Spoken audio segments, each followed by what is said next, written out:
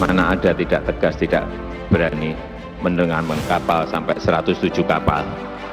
Masalah narkoba. 1 tahun sudah dihukum mati 14 orang. Ada yang bilang tidak tegas, ada yang bilang tidak berani. Tapi tahun kemarin sudah dibekukan yang namanya Petral. Kalau tidak diperintah, mana menterinya berani? Memang kita ingin berdaulat, kita ingin berdikari, dan kita ingin berkepribadian. Kalau itu saya anggap benar, dan menurut saya adalah benar, tidak ada yang namanya kata tidak berani.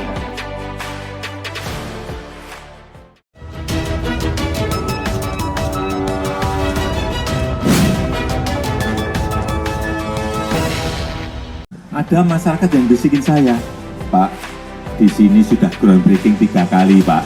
Coba, oh boleh, kalau seperti itu dengan saya boleh. Tapi ingat, jalan tol ini akan saya cek setiap 3 bulan. Progresnya seperti apa, saya gitu kan. Saya udah ke sana mungkin udah 8 kali. Saya cek terus progresnya seperti apa. Nggak ada yang berani, sekarang udah tembus sampai ke Palembang. Sebentar lagi akan saya resmikan lagi yang Kayu Agung ke Palembang. Kemarin Kampung Kayu Agung, nih Kayu Agung ke Palembang. Oh, yang dari Aceh juga sudah mulai pembebasan. Bayangkan di Jawa kalau naik 500 perak saja demonya 4 bulan. Di sini naik 1000 perak saja demonya sampai 6 bulan. Saudara-saudara kita yang di Wamena, yang di Pegunungan Tengah, harga 60.000 diem bertahun-tahun. Itulah yang namanya keadilan sosial bagi seluruh rakyat Indonesia. Jangan lupa untuk subscribe dan nyalakan lonceng notifikasinya.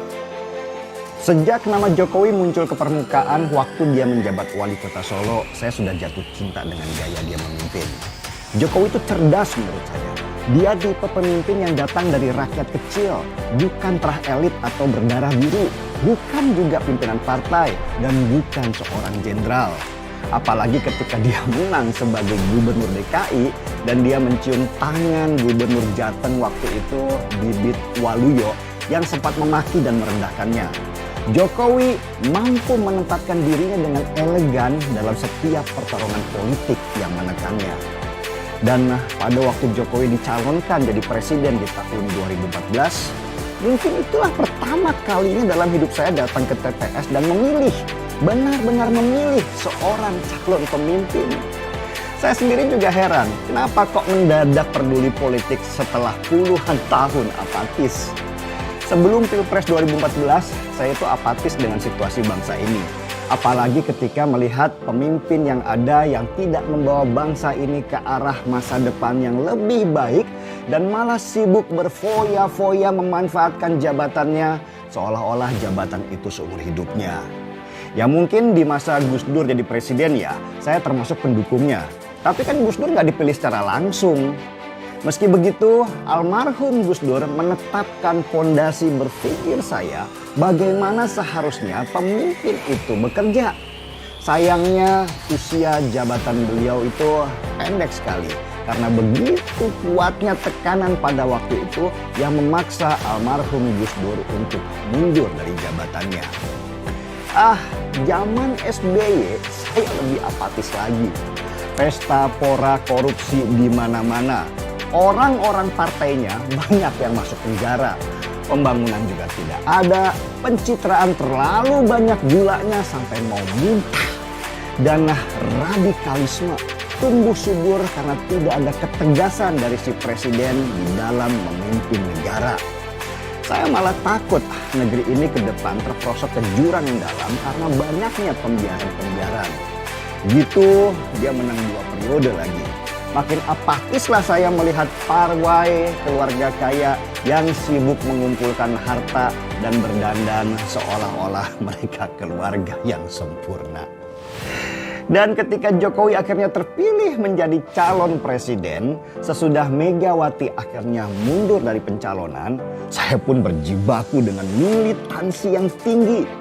Tulisan-tulisan saya, kalau Anda ingat, mengisi Facebook tiap hari, mencoba membangkitkan kesadaran ke banyak masyarakat, kenapa kita seharusnya pilih Jokowi. Dan kemenangan waktu itu terasa manis karena harapan supaya Indonesia ke depan lebih maju itu semakin terang. Jokowi membuktikan itu. Dia membubarkan Petral, merebut Freeport, membangun infrastruktur di mana-mana, membangun bendungan-bendungan besar untuk pengairan, dan banyak lagi. Kalaupun untuk itu dia berhutang, hutang itu untuk membangun negeri ini, bukan untuk memperkaya dirinya sendiri. Insting saya dan jutaan masyarakat Indonesia lainnya ternyata tidak salah. Baru kali ini kita punya pemimpin yang benar-benar bekerja. Hasilnya juga terlihat nyata. Memang nggak ada yang sempurna, tetapi sudah pasti jauh lebih baik dari yang sebelumnya. Dan menjadi Jokowi itu nggak mudah. Musuhnya banyak, mulai dari mafia migas, mafia pangan, mafia kebijakan, sampai ormas-ormas garis keras yang organisasinya dia bubarkan. Kelompok-kelompok ini semua bersatu dan bergabung dengan politikus hitam yang selama ini memanfaatkan jabatan untuk kekayaan. Dia digempur terus, bahkan di demo.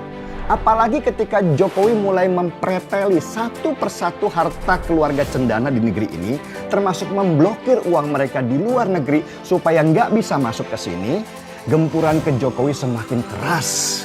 Lalu kalau Jokowi digempur terus-menerus seperti itu, kenapa saya nggak turun untuk membelanya? Baru kali ini saya membela seorang penguasa. Biasanya saya selalu berada di barisan oposisi. Kenapa? Apakah saya dibayar? Kalau saya dibayar, saya sudah kaya sekarang. Masuk partai politik, jadi komisaris, naik mobil Alphard, dan pasti makan-makan di restoran mewah. Tapi enggak, saya memutuskan tetap menjadi independen yang berada di barisan pemerintahan Jokowi. Karena mungkin baru kali ini ya saya punya kesempatan membela orang yang benar. Pemimpin yang benar harus dibela, jangan ditinggalkan.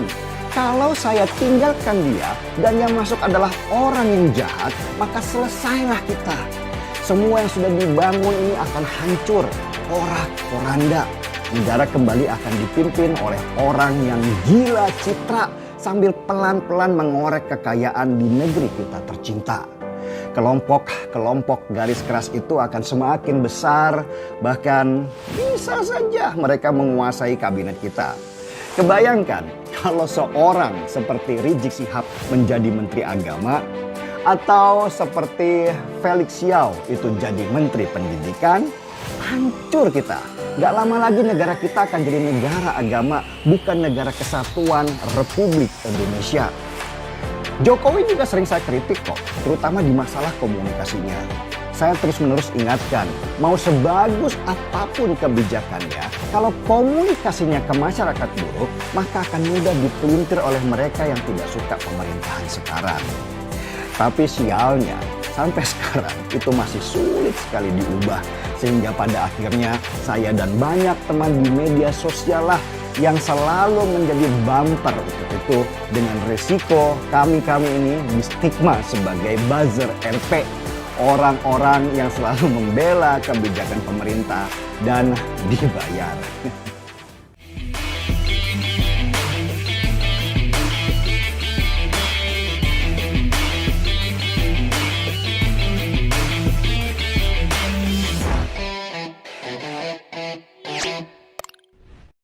Jangan lupa untuk subscribe dan nyalakan lonceng notifikasinya.